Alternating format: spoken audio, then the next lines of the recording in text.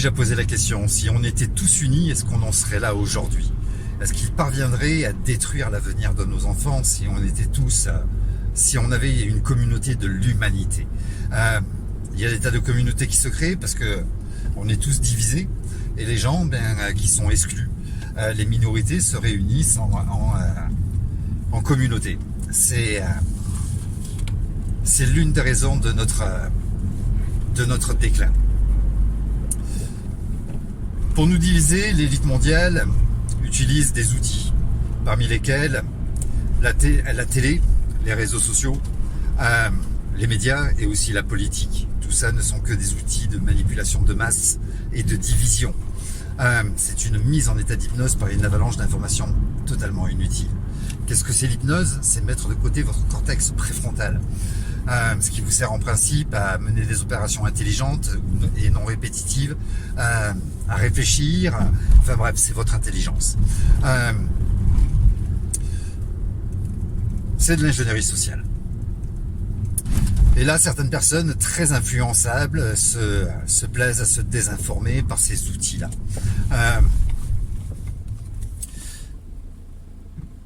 Une grande vague d'islamophobie est en train de gangréner en France, et pas qu'en France. Les médias se servent de certains faits divers et vont les répéter pour bien vous influencer. Et les plus influençables, les plus fragiles vont adhérer à ce genre d'informations sans réfléchir. Il y en a même certains qui se plaisent à lire certains articles du Coran qui sont complètement ridicules. Il y a 6200 versets du Coran. Il y en a certes peut-être 300 qui sont un petit peu violents. Mais ceci dit, ça ne représente pas l'islam. Il faut lire la totalité du Coran pour le comprendre. Alors certains utilisent le fait que Mohamed serait marié avec une fillette de 9 ans. C'est peut-être une vérité, je n'en sais rien, je n'étais pas là à ce moment-là, mais à cette époque-là, il y a 1400 ans en arrière, c'était une pratique qui était courante dans le monde entier, et même par les chrétiens. À cette époque-là, l'espérance de vie était de 35 ans. Et pour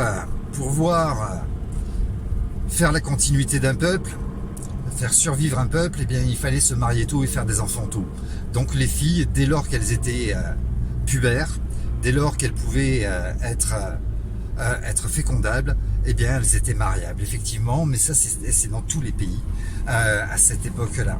Au Moyen-Âge, nous-mêmes, nous avons eu des choses immondes en France concernant les enfants. Il n'y avait pas la même morale qu'aujourd'hui.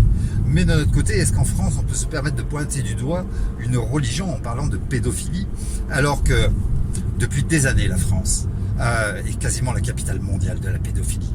Entre les prêtres dans les églises, et ça depuis des décennies, voire même peut-être des siècles, entre ce qui s'est passé il y a une cinquantaine d'années dans le Valenciennois, dans le nord de la France, et c'est toujours d'actualité, entre ce qui se passe encore aujourd'hui de partout en France. Est-ce que nous pouvons nous permettre de pointer du doigt à notre peuple une religion, ou même ce prophète Mohamed? C'est complètement délirant de le faire. C'est preuve de votre paresse intellectuelle et preuve de votre ignorance. Certains savants ont analysé le Coran et la Bible. L'intelligence artificielle l'a fait aussi. Et il apparaît que la Bible est bien plus violente que le Coran. Alors avant de critiquer la religion des autres ou un texte, un livre sacré d'une autre religion, moi je vous invite à étudier vraiment la vôtre. Pour ma part, je suis devenu athée, mais je suis né chrétien et j'ai eu cette chance de fréquenter tout au long de ma vie des femmes de différentes cultures. Donc j'ai fréquenté pendant 6 ans et j'ai vécu avec une juive pendant 6 ans, ce qui m'a permis d'approcher cette religion, de comprendre, de pouvoir participer aux fêtes religieuses, d'aller dans les synagogues et discuter avec des rabbins. J'ai aussi vécu pas mal de temps dans ma vie, de nombreuses années avec des musulmanes. Et je n'ai pas encore la gorge tranchée, j'ai pourtant fréquenté la communauté musulmane pendant une grande partie de ma vie. Je suis rentré dans les mosquées, j'ai discuté avec des imams et je n'ai pas risqué ma vie, bien au contraire. Ces gens-là sont hyper bienveillants, pleins d'amour et surtout pleins d'humanité, chose qu'on n'a plus en France. C'est pareil pour les juifs. Il y en a certains qui se plaisent à écouter la diarrhée intellectuelle des réseaux sociaux et à adhérer à cette connerie par ignorance et par paresse intellectuelle. Certains pensent que le protocole des sages de Sion est lié aux juifs. Absolument pas. C'est une fiction qui a été écrite par la police des tsars il y a des années de ça en Russie. Ça n'a rien à voir avec les juifs. Après, d'autres prétendent à un Talmud qui est immonde, mais vraiment immonde. Ceci dit, il n'a rien à voir avec, avec le véritable Talmud. C'est un Talmud qui a été écrit par Justin Bonaventure il y a de ça quelques années, en 1800 je crois, si mes souvenirs sont bons. C'était un prêtre catholique lituanien. Je vous invite à vérifier toutes les informations, ça vous fera un petit peu travailler le cerveau, ça vous cultivera un petit peu peut-être. En dehors des religions, il y a la couleur de peau qui nous divise. Est-ce que les gens qui arrivent d'un pays étranger sont des gens qui sont néfastes à notre pays? S'il était néfaste, eh bien, il se comporterait dans d'autres pays de la même façon qu'il se comporte en France. C'est peut-être le problème, il est peut-être réellement français, parce que j'habite à côté de la Suisse où il n'y a aucun problème, ni d'origine ethnique, ni de religion. Tout se passe bien en Suisse. Alors il y en a qui vont me dire, ouais mais regarde, en Lausanne, il n'y a pas longtemps, ça se passe une fois tous les 20 ans en Suisse. Il y a une petite émeute qui se crée par une bande d'illuminés, mais le problème est vite endigué. La police intervient et règle de suite le problème. Et en Suisse, tout se passe bien. Dans une cité de 5700 habitants, la deuxième plus grande cité de la banlieue de Genève, 5700 habitants, 80% d'étrangers, toutes les religions y sont représentées. Toutes les religions ethniques, les origines ethniques y sont représentées. Et pourtant, il n'y a pas un mégot par terre, tout est propre, les ascenseurs sentent bon, les boîtes aux lettres ne sont pas cassées, il n'y a pas un débordement, pas une voiture volée, tout le monde est bien garé, tout se passe bien. Et je vais même vous dire mieux, cette cité s'appelle la cité des Avanchés. Il y a un club libertin et gay au milieu de la cité. C'est une grande barre HLM. Il n'y a jamais eu un seul problème avec la direction de cet établissement, ni avec la clientèle. Je suis allé demander. Les jeunes sont hyper respectueux, quelle que soit leur religion, quelle que soit leur origine ethnique, ils sont hyper respectueux. La première fois que j'y suis allé, ça a été quand je suis arrivé de Marseille. Et j'ai eu besoin de savoir comment se passaient les cités, puisque j'ai vécu dans les quartiers nord de Marseille, comment se passaient les cités en Suisse. Je suis donc rentré dans cette cité, j'y ai garé ma voiture, j'ai marché un petit peu, et ça n'a pas tardé. Il y avait une bande de jeunes au bas d'un immeuble. Il y a un des jeunes qui s'est décroché de ce groupe et qui est venu me voir. Je me suis dit, ok, tu l'as cherché, tu es allé dans une cité que tu ne connaissais pas, tu vas te faire agresser, il faut t'y attendre, il va falloir y répondre. Le jeune s'est approché de moi, il avait une cigarette à la main et il m'a dit, excusez-moi monsieur, s'il vous plaît, est-ce que vous auriez du feu? J'avais presque envie de lui dire, wesh, comment tu me parles, Cosaque? C'est une vérité.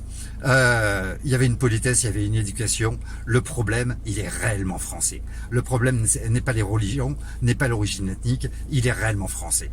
Les cités, ce sont des jeunes. Alors certes, ils ont une couleur de peau, une qualité de cheveux différente de la nôtre, mais ce sont des jeunes qu'on a laissé pourrir dans les cités depuis des générations. Ils sont bien français. Ils sont pas étrangers, ils sont bien français. Et ce depuis plusieurs générations. Seulement, on leur a pas permis d'avenir, de plan d'avenir. Tu es né dans une cité, tu vas y pourrir, tu vas y rester toute ta vie, il n'y a aucune issue. C'est ce qu'on leur a dit, c'est ce qu'on leur a fait comprendre. Pas d'éducation, pas de lieu culte pour apprendre leur religion, pas de rien, que dalle. On a laissé pourrir ces cités-là, c'était des cités d'urgence à la base, juste des cités d'urgence qui devaient être reconstruites. Elles ont été créées après la Seconde Guerre mondiale, elles devaient être reconstruites. C'était juste du provisoire, elles n'ont jamais été reconstruites. J'ai donc de poser la question à un député du canton de Genève, pourquoi en France ça se passe comme ça et pourquoi en Suisse ça se passe autrement, pourquoi ça se passe très bien en Suisse. Il m'a simplement répondu parce que justement, on leur offre des lieux de culte, des synagogues, des mosquées, des églises, et on les invite à y aller. Ce qui leur apprend le respect des autres, la générosité, l'humanité, etc., etc. Ça leur apprend des règles. Et puis ensuite, on leur propose de pouvoir poursuivre des études s'ils le veulent, s'ils en ont les capacités. Ils ont une possibilité de sortir de la cité en Suisse. Et donc tout se passe bien, tout est rangé. Et il y a surtout une éducation civique dans les écoles. On apprend à respecter ils apprennent à respecter leur pays, à ne pas de jeter de papier par terre. Certes, les règles sont strictes, mais ça en fait un pays encore plus libre que le nôtre. D'ailleurs, c'est une véritable démocratie, puisque les Suisses peuvent voter leurs lois eux-mêmes. Alors, il y a quelques petites malices de temps en temps de la part de la Confédération helvétique. Hein, c'est pas un gouvernement, c'est un... Oh, j'ai perdu le nom, pardonnez-moi. C'est une fédération.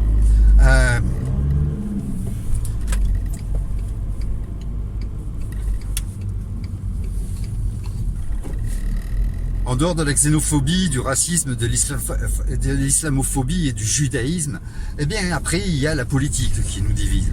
Aujourd'hui, par manque d'intelligence, quand vous échangez entre vous, c'est un gaucho, t'es un facho. Votre intelligence se limite à la politique. Il y a aussi le féminisme. Le féminisme qui, selon certaines femmes qui prônent le féminisme, serait la libération de la femme. C'est une erreur. C'est l'extinction de l'humanité. C'est l'extinction des couples durables. C'est l'extinction des familles. Nous sommes divisés au sein de nos familles, au sein de nos couples à cause du féminisme. Il n'y a plus de couples durables. Les femmes se disent libérées parce qu'elles peuvent faire les mêmes tâches que les hommes et se passer des hommes. C'est une erreur. En devenant des outils multifonctions, eh bien on touche à tout, mais on ne sait plus rien faire. On devient des médiocres. Avant, ne serait-ce que dans la nature, mais aussi chez nos grands-parents et parents, eh bien l'homme avait sa tâche, le mâle dans la nature avait sa tâche, avait son rôle à jouer, et la femme, la femelle, avait son rôle à jouer et ses tâches. Et ça se passait parfaitement bien et tout avait un équilibre. Les enfants étaient parfaitement éduqués, l'homme qui rentrait fatigué du travail à la maison n'avait plus qu'à mettre les pieds sous la table et la femme n'avait qu'à s'occuper de son foyer, de ses enfants, de la cuisine, etc., etc. Et il y avait un juste équilibre. Ce qui faisait que l'homme rentrait fatigué, la femme était fatiguée aussi peut-être de sa journée, parce que c'est un bonheur de s'occuper de son foyer et de ses enfants, mais cependant, ce n'est pas sans effort. Et donc elle pouvait se reposer, mais elle avait des moments de pause dans la journée. Ce qui fait que, après le repas du soir, une fois que l'homme était rentré à la maison, il s'occupait des enfants ensemble, peut-être, ou pas. Peut-être que c'était que madame qui le faisait. Mais ceci dit, une fois qu'ils avaient couché les enfants, une fois que tout le monde avait mangé et qu'ils avaient couché les enfants, ils pouvaient se consacrer à eux-mêmes. À l'époque, il n'y avait pas de télévision, il n'y avait pas d'écran. Et ils partageaient un moment ensemble, ils entretenaient leur couple et leur amour. Chose qui ne se passe plus aujourd'hui parce qu'il y a les écrans. Les écrans qui sont des serial killers, qui tuent l'amitié, qui tuent l'amour, qui tuent les familles parce que vous êtes sans arrêt la tête dedans et on ne partage plus. Il n'y a plus d'humanité. Vous vous laissez influencer par ces écrans, vous vous enfermez déjà dans la métaverse et vous avez même un langage qui est propre à la métaverse. Vous y êtes déjà enfermé en utilisant les mots comme troll, éveillé, qu'est-ce qu'il y a, enfin bref, tous ces termes qui ne proviennent que des réseaux sociaux. Vous êtes déjà enfermé dans la métaverse qui va être notre seul avenir. Et puis ensuite, il y a les désinformations ou ce que moi je peux appeler de la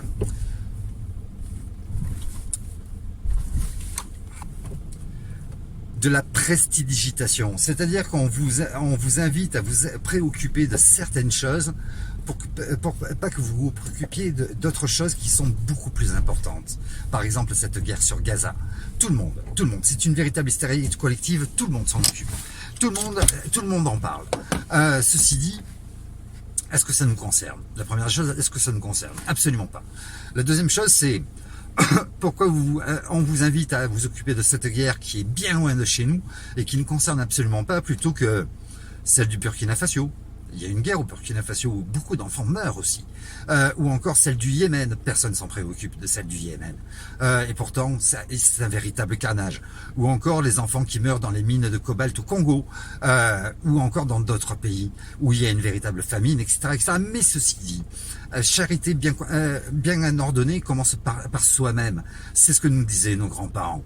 Et en France, nos enfants, ils souffrent, ils meurent. Ils sont en train de réellement crever en France. C'est une guerre silencieuse, il n'y a pas de bombes, il n'y a pas de membres arrachés. Mais ceci dit, allez dans les services pédiatriques pour vous en rendre compte. Des enfants sont entubés, des enfants sont en train de crever et souffrent. Il y a de plus en plus de cancers pédiatriques. Il y a les masques dans les écoles contre lesquels personne n'a bronché. Il y a la protection de l'enfance qui n'est plus abusive ou défaillante, elle est complètement maltraitante. Il y a les 11 vaccins obligatoires qui n'ont motivé personne et tout le monde s'en fout. Par contre, le vaccin Covid, ça touche les adultes. Là, ça a fait bouger. Tout le monde a bougé, tout le monde a râlé, tout le monde a été scandalisé parce que ça vous concerne vous adultes. Mais 11 vaccins obligatoires, tout le monde s'en branle pour nos enfants.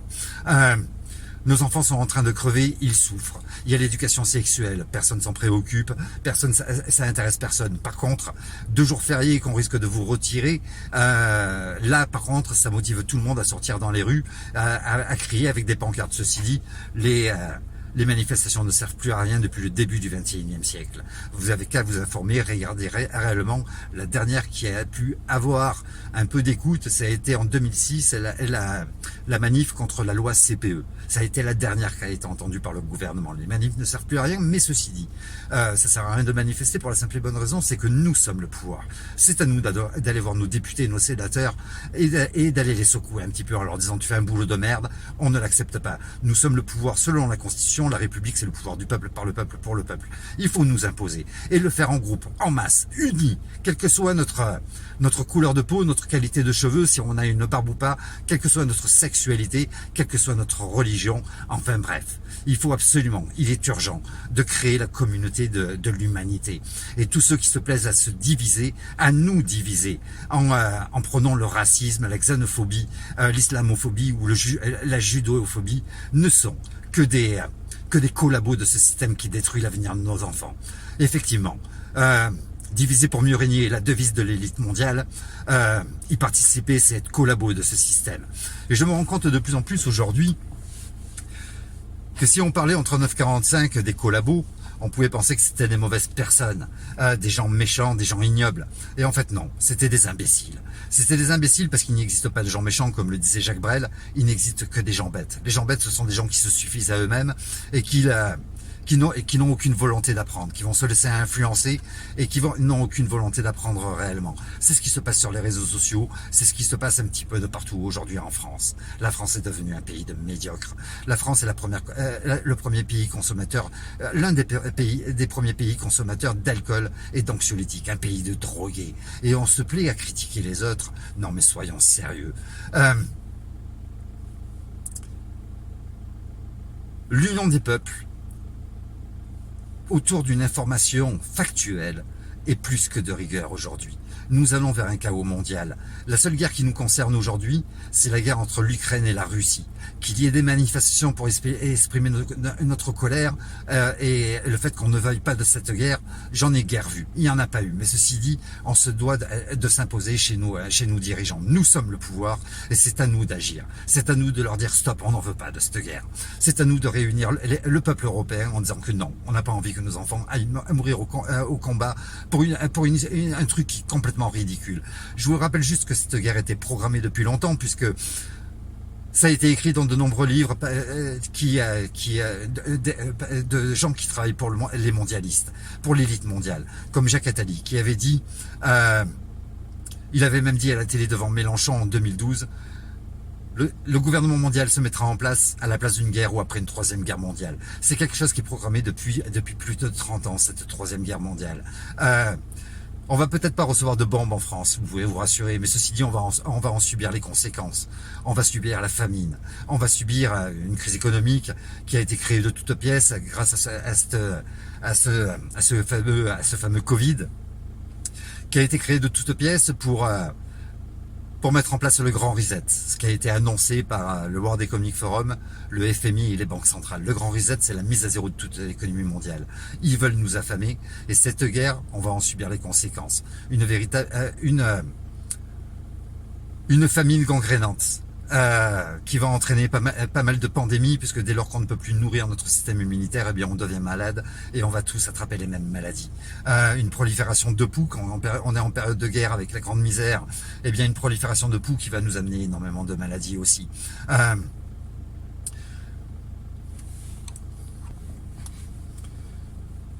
Mais la question est là, aimez-vous réellement vos enfants? Même si vous n'en avez pas, vous en avez probablement dans votre famille.